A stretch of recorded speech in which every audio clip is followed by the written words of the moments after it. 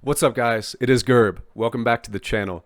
Join me today as we start a 6-part series into the alien and UFO obscure oddities Iceberg, posted to Reddit by user Blake Sama. Now, for those of you who don't know what an iceberg is a way of categorizing the most known to least known components of an overall topic or theme. So think of an iceberg in real life, how the iceberg you see above the surface is only scratching the surface of the entirety of the iceberg below the waters. So we have 6 layers to this iceberg.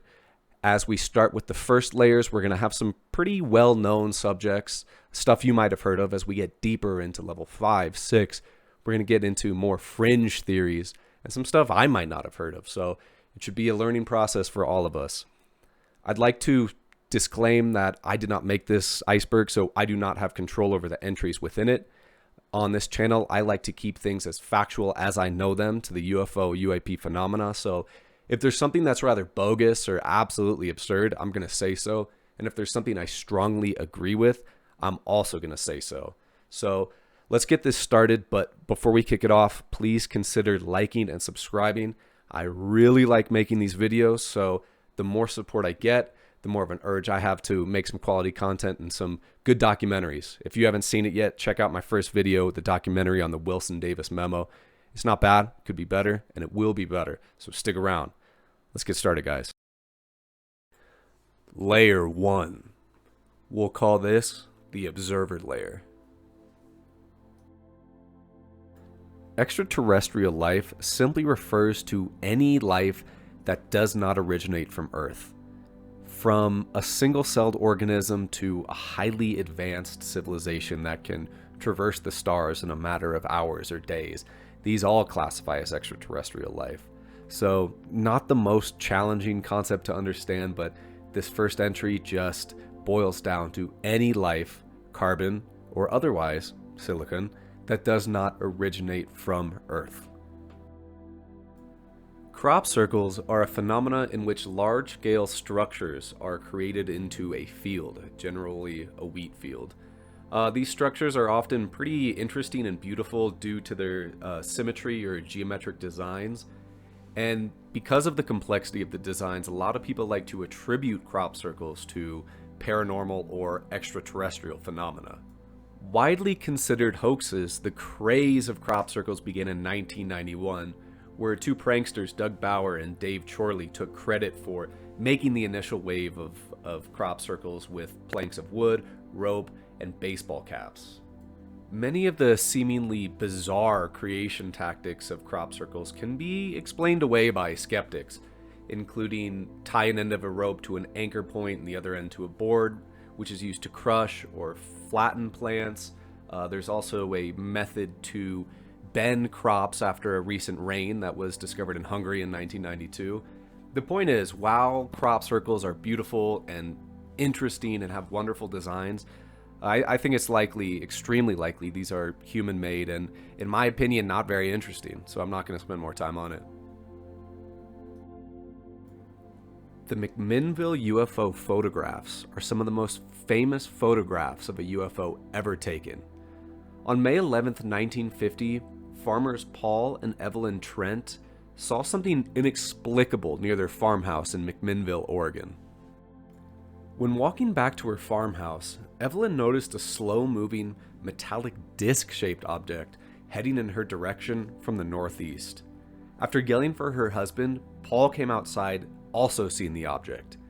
He grabbed his camera and was able to take 2 photographs of the metallic disc near his home. Due to the popularity of these photographs, the negatives were loaned to William H. Hartman, an astronomer on the Condon Committee in 1967. The objective of the Condon Committee outside of the University of Colorado Boulder was to investigate UFOs and was a government-funded UFO research project. I'd like to do another video on the Condon Committee because the program was basically told to explain UFOs away as swamp gas and weather balloons. But Hartman found some extremely interesting oddities with these photographs. Hartman was impressed with the images, noting that the brightness of the underside of the craft appeared to be lighter than the underside of the oil tank also seen in the images. He said this was possibly due to atmospheric extinction, the same effect that makes distant mountains appear washed out and blue in images.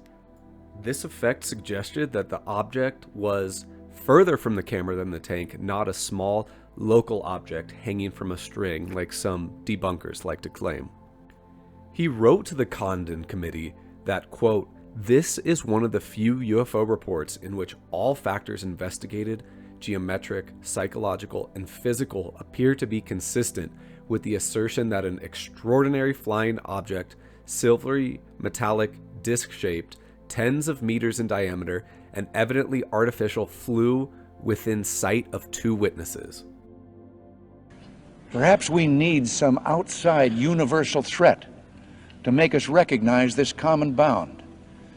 I occasionally think how quickly our differences worldwide would vanish if we were facing an alien threat from outside this world. Alien invasion simply refers to a worldwide invasion by an extraterrestrial species. Now, I like to think that an invasion by an extraterrestrial species is pretty unlikely. It's impossible, of course, to attribute human motives to a non-human intelligence, but if extraterrestrials have the ability to traverse the cosmos and warp space-time, it seems rather idiotic that such an advanced species would be warmongering like we are. In my opinion, humans would be more interesting to study from a distance. A hairless primate that has recently discovered how to harness nuclear technology and is at the foot of exploring our solar system or destroying ourselves. It's a pretty interesting place in which our species is residing. Perhaps this is something like the Great Filter that the Fermi Paradox talks about. But alien invasion, scary, but likely, in my opinion, no.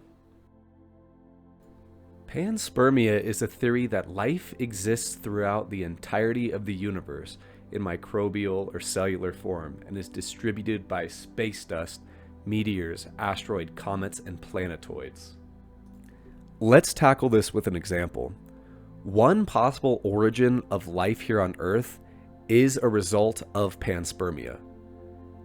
Millions and millions of years ago, Mars had life. Whether this was single cellular or multicellular, we don't know. But if panspermia occurred, that means an asteroid or a meteor or something large impacted Mars's surface. This kicked up much Martian soil and dust containing microbes. That dust and particles then made their way over to Earth, where the seeds of life were carried from one planet to another. There are three types of panspermia. Lithopanspermia, which means life being carried from one solar system to another.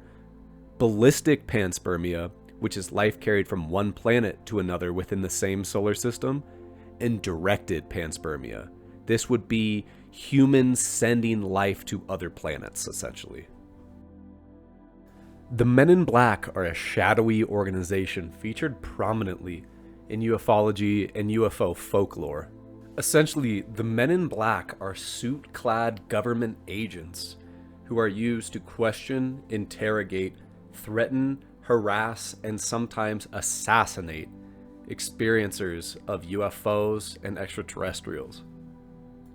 The legend of the Men in Black can be traced back to June 27, 1947.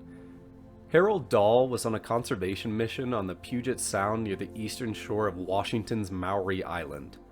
I believe he was gathering logs or just doing some outdoor work when he saw 6 donut-shaped obstacles hovering about half a mile above his boat. Some debris fell from the obstacles, a piece of which struck and killed his dog. Dahl was able to take pictures of the craft and record some footage. The following day, Dahl was visited by a man in a black suit. The two head to a local diner where the man was able to recount in extreme detail what Dahl had witnessed the night before. The man said, quote, "What I have said to you is proof to you that I know a great deal more about this experience of yours than you will want to believe." Dahl was then told not to speak of the incident. If he did, bad things would happen. As a final statement on the Men in Black, I'd like to say that these guys don't always need to be in suits, okay? What you could consider the men in black, the people opposing any sort of discussion or sharing of information or footage of UFOs, could also just be described as men in military fatigues. This is what happened during the Roswell incident with Jesse Marcel and the girl whose fireman father witnessed the crashed craft, as well as Lieutenant Robert Jacobs and his footage of a UFO disabling a nuclear warhead. So the men can be in suits. That dives a little bit more into the paranormal and weird things, or just men in military fatigues blocking any sort of conversation or spreading of information.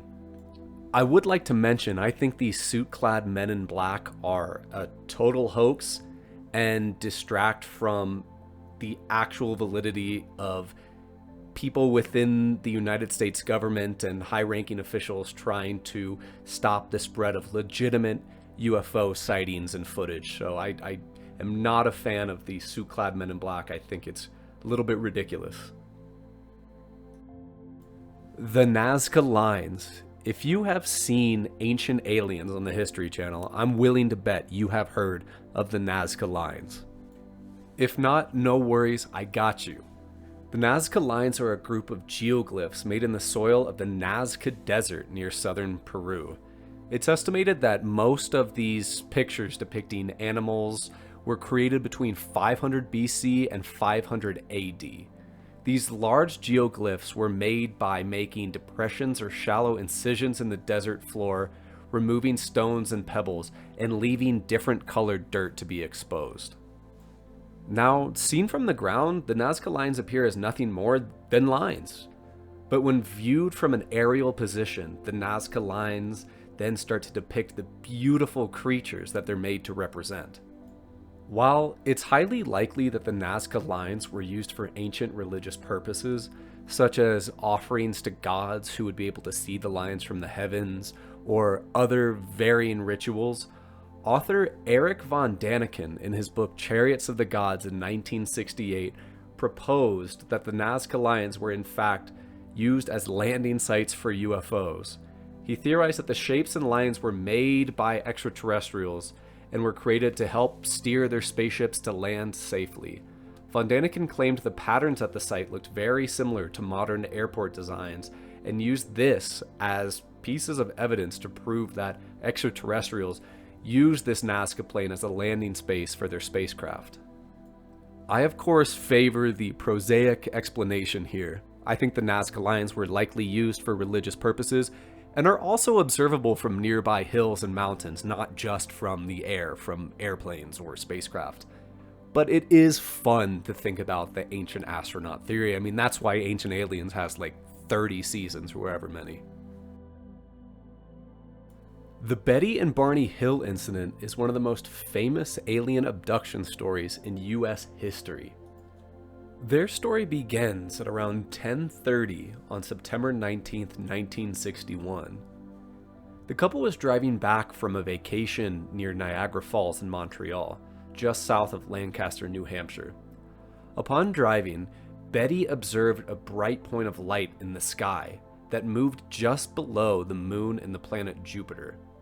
Betty noticed the light moved erratically and grew bigger and brighter at various times, and Betty urged Barney to stop the car so the two could take a closer look. Through binoculars, Betty noticed an odd-shaped craft travel across the face of the moon with flashing multicolored lights. Initially, Barney thought this may have been a commercial airliner, but as the craft turned towards him and started rapidly descending, he quickly changed his mind. The couple then continued driving, observing the well-illuminated craft moving erratically back and forth in the night sky. The object rapidly descended toward the Hills vehicle, causing Barney to stop the car in the middle of the highway. The silent craft hovered about 80 to 100 feet above them, reminding Barney of a large pancake. Barney then claimed to have seen 8 to 11 humanoid figures, who were all peering out of the craft's windows looking at him. All but one figure then retreated back into the craft. The one remaining figure communicated with Barney telepathically, giving him a message saying, quote, "Stay where you are and keep looking," end quote. Now, it's worth mentioning that later on, when Barney reported this abduction to the National Investigations Committee on Aerial Phenomena, NICAP, he explicitly stated, quote, "Beings were somehow not human." Red lights then began to telescope out of the sides of the craft, and a long structure descended from the bottom of the craft, approaching Barney. The couple then arrived home, perplexed, noticing that their memories became incomplete and fragmented after observing the craft buzzing towards them. About 10 days after the incident, Betty began having strange, vivid dreams for 5 successive nights. Within these dreams, she was escorted by small humanoids, 5 to 5 feet 4 inches tall, with Barney walking behind her. She recalls after being walked with the humanoids being set back by her car, where the leader suggests they wait for the craft's departure. The Hills then sought hypnosis to explain their missing time after their encounter, seen as their 178-mile drive home from their vacation should have taken about 4 hours, but their drive took 7, meaning there were 3 hours of missing time where they could not explain what happened. Barney's first session of hypnosis is extremely disturbing. He recalls running from the UFO back to his car. He recalls driving away from the UFO, but felt an irresistible urge to pull off the road and drive into the woods. Upon doing so, he sighted 6 figures standing on the dirt road. He described these figures very similar to what occurred in Betty's dreams. Barney said the beings stared into his eyes with a terrifying effect. Barney said, quote, "Oh, those eyes, they're in my brain." And, quote, "I was told to close my eyes because I saw 2 eyes coming close to mine, and I felt like the eyes had pushed into my eyes," end quote. And finally, quote, "All I see are these eyes. I'm not even afraid that they're not connected to a body. They're just there. They're just up close to me, pressing against my eyes," end quote. Betty's recollections from hypnosis were remarkably similar to Barney's. In her hypnosis session, she recalls being aboard the craft, talking about the technology she saw and a star map she observed within what she guessed was the craft's control room. Now, this star map is pretty controversial, as some interpretations show it bearing Sol, our sun, as well as the creatures coming from the Zeta Reticuli system. And there has been a back and forth into this star map's authenticity, including a rebuttal by Carl Sagan in the 1980s Cosmos, but even members on the Condon UFO report, as mentioned earlier, said the odds of this being a random configuration of stars were, quote, "at least 1,000 to 1 against," end quote. There's a lot more to the Betty and Barney Hill incident, a lot more to study and a lot more to talk about. I can't give it justice in this couple-minute segment, but that's a brief overview. Raelism is a UFO religion dating back to the 70s in France, founded by Claude Vorilhon. The religion teaches that an extraterrestrial species known as the Elohim created humanity using their advanced technology. Now, key historical and religious figures such as Buddha, Jesus, and Muhammad have been mistaken for gods throughout history, even though they were just Elohim. The Elohim created 40 human Elohim hybrids who have served as prophets throughout the history of humanity. The religion believes that since the bombing of Hiroshima in 1945, humanity has entered an age of apocalypse and will destroy itself with nuclear annihilation unless it finds a way to peacefully harness these technological developments. Because of this upcoming apocalypse, the Raelisms have sought to build an embassy for the Elohim that incorporates a landing pad for their spaceship. This religion/cult isn't harming anybody, so it's kind of fun to read about, and it's not as dangerous as some other UFO death cults. So yeah, fun little read. The Kardishev Scale is a fascinating method of measuring a civilization's level of technological advancement based on the amount of energy the civilization is capable of harnessing. The Kardishev Scale was first proposed by Soviet astronomer Nikolai Kardashev in 1964. There are traditionally 3 types of Kardashev civilizations. Type 1, a planetary civilization, is able to harness all available energy from their planetary system. This gives the civilization control over the entire planet's natural forces, including weather and other various phenomena. A Type 2 is a stellar civilization, a civilization that is able to harness all available energy from their host star. This is done through hypothetical methods such as a Dyson sphere, which we'll touch on later. And the Type 2 civilization is able to occupy other planets and other moons within their system. Finally, a Type 3 civilization is known as a galactic civilization. A galactic civilization is able to control energy on the scale of their entire host galaxy. Type 3 civilizations are able to travel across stars to stars and colonize their entire home galaxy. Now, the Kardishev scale increases to a Kardishev 4 and a Kardishev 5, in which a civilization is able to control the total energy output of a galactic cluster, and a Type 5 where the civilization can control the energy output of an entire universe, but we don't know if that's theoretically possible. You may ask yourself, where does Earth and humans fall on the Kardishev scale? We are currently about a 0.7 rating on the Kardishev scale. The Phoenix Lights refers to a mass UFO sighting in a boomerang or V formation over Phoenix, Arizona in March 13th, 1997, and persists as one of the largest and most perplexing mass sightings of a UFO in US history. The sightings of hundreds of people are often explained away by the official narrative that these sightings was due to flares and flying formations of A-10 Thunderbolt II aircrafts. But the governor of Arizona himself, Fife Simon, observed the event and attempted to make an official inquiry, but was denied. He's quoted as saying, quote, "I'm a pilot and I know just about every machine that flies. It was bigger than anything I've ever seen. It remains a great mystery. Other people saw it, responsible people." In 2017, Symington also wrote an editorial piece for CNN, which he further discussed his experience with the Phoenix Lights. He said he observed a large delta-shaped craft which moved silently in the sky. He said it was dramatically large with, quote, "very distinctive leading edge with some enormous lights," end quote. He expressed his dissatisfaction in the Air Force's official explanation of test flares and claimed he did in fact see a large craft.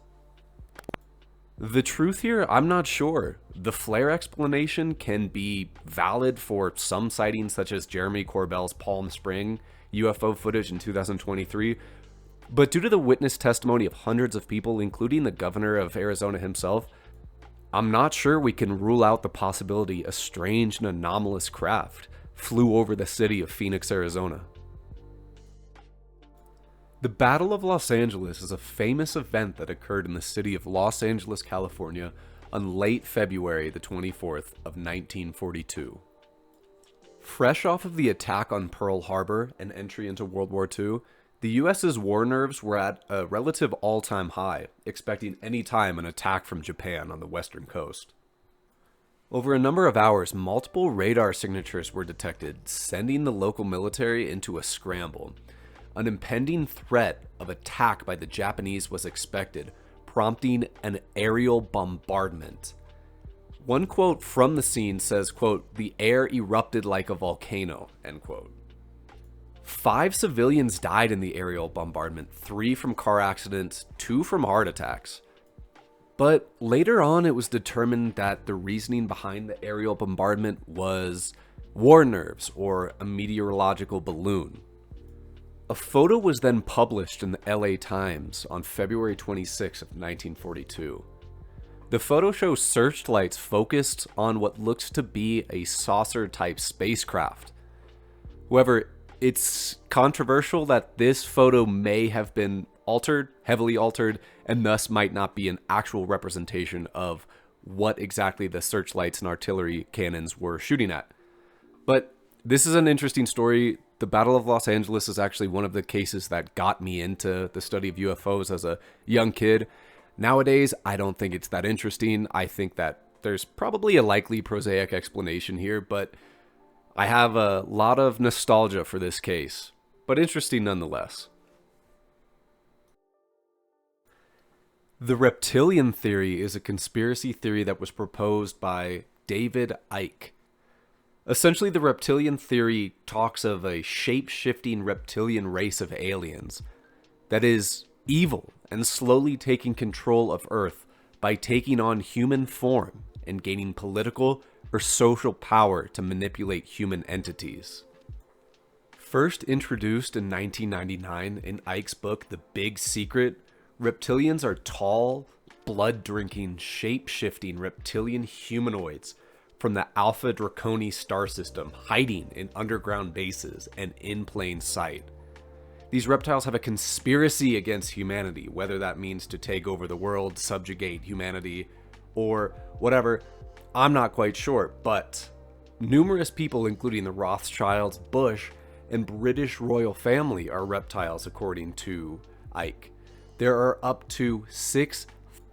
The reptilian theory has become one of the world's most popular conspiracy theories, with many internet users trying to find videos of political leaders that have discrepancies in their eyes or lizard eyes, as well as a lot of public places leaning into the conspiracy. For example, I live in Denver, and the Denver International Airport, which has been shrouded in conspiracy, has really leaned into the whole reptilian thing with a lot of posters of reptiles and such.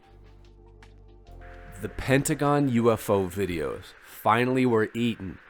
The Pentagon UFO videos refer to a series of 3 videos taken by the DoD, Air Force, or military regarding UFOs that were classified but released due to the efforts of Lou Elizondo and Chris Mellon and published via the New York Times with Leslie Kean and Ralph Blumenthal. These 3 videos show anomalous craft taken on FLIR footage, labeled Go Fast, Gimbal, and FLIR.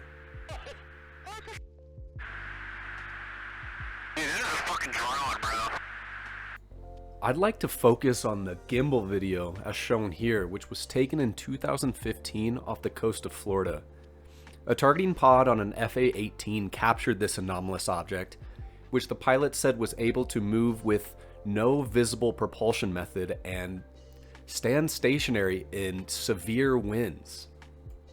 Now, unfortunately, there's a clip in part of this video that has not been declassified, and this is confirmed by the pilots who recorded this video as well as Christopher Mellon. But within the rest of the video, this craft rendezvous with a series of other crafts and takes a V formation. That's extremely strange, and I would give anything to be able to see that footage. But clown debunkers like Mick West like to claim that the gimbal video is a bird or a jet moving away from the FA-18 and thus is a lens artifact on the FLIR footage. I like to trust the eyes of the trained pilots who have recorded these videos, not some dude who sits in his basement and tries to debunk every single thing that ever exists on UFOs. So very curious video. I love this. This is a classic. All 3 are classics. Area 51. Now, I'm not going to spend a lot of time on Area 51 because I know all of you have heard of it, and I'd like to make a video itself on Area 51, but we'll give a summary. Area 51 is the common name for a highly classified U.S. Air Force base in the Nevada desert near Groom Lake and former nuclear test ranges. For decades, Area 51 went unacknowledged and was associated with conspiracies of UFOs and experimental aircrafts. In fact, Area 51 wasn't officially acknowledged until 2013, where the CIA publicly acknowledged the base through a Freedom of Information Act request. Many believe that Area 51 isn't just home to experimental aircraft tests like the U-2 tests and reverse engineering foreign adversaries like the MiG jets, but is also housed for reverse engineering and test flights of UFOs. While I don't really want to cover that on this video, I will leave you with this. Pictured on screen is a project patch from Area 51 supplied by Eric Tabor. Eric Tabor is an official UFO whistleblower who submitted a memorandum for record to AARO, the All-Domain Anomaly Resolution Office, that this patch belonged to his great uncle, Sam Urquhart. I'm not sure how to pronounce his name. It's a little tough to spell. But his great uncle divulged to him that while working at Area 51 as a contractor, he was privy to learn that the base housed an egg-shaped UFO that was found intact in the Nevada desert. It's worth noting that Sam was the head of security for an engineering group, the Radar Cross-Section Training Team, so it's not wild to think he was privy to some strange information. True or not, this is extremely interesting as Tabor has submitted a legal document to Arrow testifying that this is, in fact, true. So maybe Area 51 has housed UFOs, but we'll save that for another time. The Nordic Aliens are a supposed race of extraterrestrial humanoids who come from the Pleiades system and resemble Nordic Scandinavians. The Nordics are often taller than regular humans, 6 to 7 feet tall, have blue eyes, fair skin, and long blonde hair. Throughout the 1950s, many people alleged to have encounters with the Nordic aliens, claiming they were benevolent and magical, often caring about humans and the world's prosperity. The Nordics were able to communicate with humans via telepathy, and possessed a cool, calming demeanor that proved to be youthful, affectionate, and kind. The Nordic aliens are part of a galactic federation and traverse the cosmos from their spherical to cigar-shaped crafts. Interestingly enough, if you've heard of the abduction case of Travis Walton, a film was made about him called Fire in the Sky. I'd recommend checking it out. But Travis Walton has a very curious abduction story that has a lot of intriguing aspects to it, let's just say that. And from his testimony, when he's taken aboard a UFO craft, he encounters several types of beings, such as the common greys, including a Nordic-like race of tall humanoids. Are the Nordic aliens real? I don't know. I don't like to focus too much on abduction stories or extraterrestrial races. I just like to focus on the fact there is something in our sky that's of non-human intelligence, or multiple things in the sky of non-human intelligence, and start there.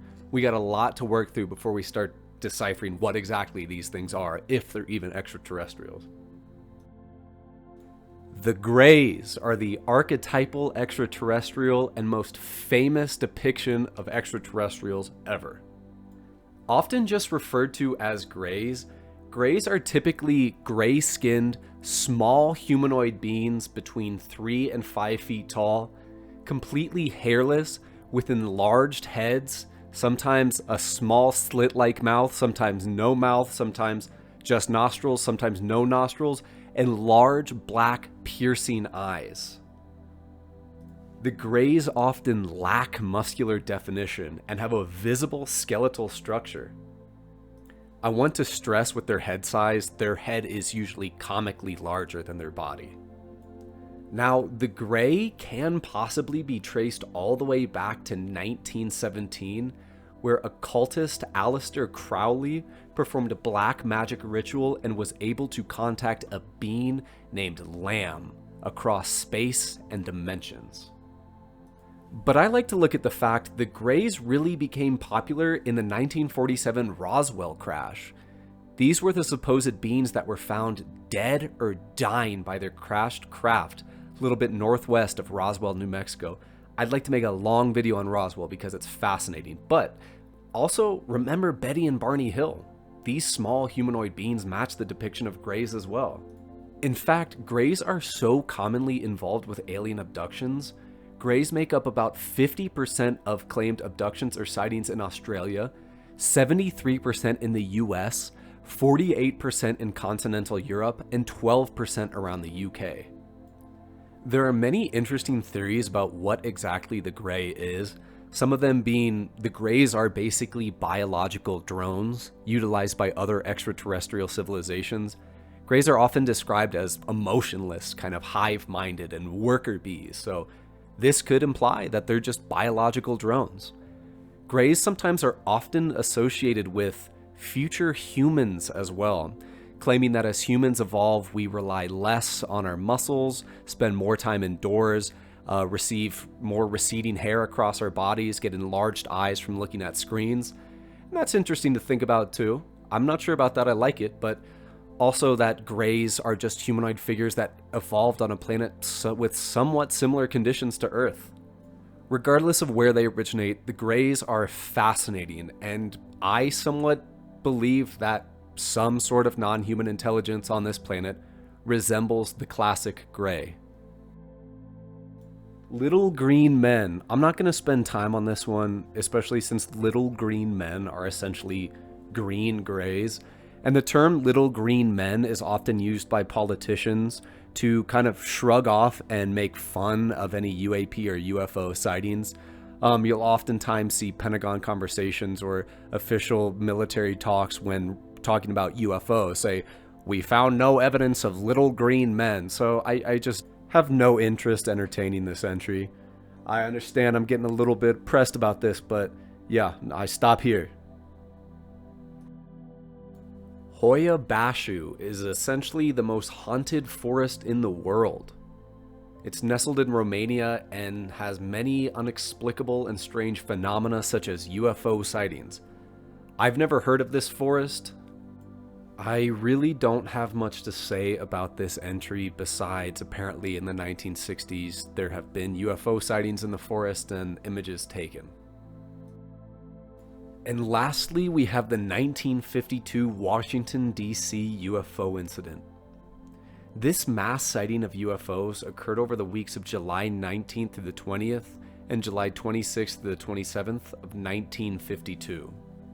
At 11:40 p.m. on Saturday, July 19th, 52, Edward Nugent, an air traffic controller at Washington National Airport, spotted 7 objects on his radar. He knew immediately that this was a very strange situation as the crafts moved erratically compared to any normal aircraft. Nearby, 2 controllers at the National Airport's radar-equipped control tower looked outside and saw a hovering bright light in the sky, which departed at incredible speeds. At this point, other objects appeared in all sections of the radar scopes, and they moved over the White House, the US's capital. Jets were scrambled from nearby Newcastle Air Force Base in Delaware to investigate the 6 fast-moving bright lights over the nation's capital. The jets found no such objects. They eventually ran out of fuel and had to return to their bases. Later on July 26, 1952, the event occurred again, where a pilot and stewardess on a National Airlines flight into Washington, D.C. observed erratic moving lights above their aircraft. Within minutes, both radar centers at National Airport and Andrews Air Force Base tracked the objects. The occurrence made front-page headlines and caused a great deal of concern for President Harry Truman, who made personal calls to his Air Force aides to find out what the heck happened, as well as garnered much CIA interest. In response to this event, the Robertson panel was formed to, quote, strip the unidentified flying objects of their special status they have been given and the aura of mystery they have unfortunately acquired, end quote. So the 1952 UFOs over DC directly leads to the decades-long stigma around UFOs, and this is very interesting, and I'll make another video about this. Well, my friends, that is layer 1 to the alien and UFO obscure oddities iceberg. I hope everybody enjoyed this first layer. A ton of interesting entries. Looking down the list, we're going to have a lot more extremely interesting things to cover, and I cannot wait. Remember, if you liked the video, consider tossing out a subscription and a like. Doesn't cost you nothing, and it allows me to make more interesting videos like this. So stay tuned, friends. I'm going to start part 2 immediately.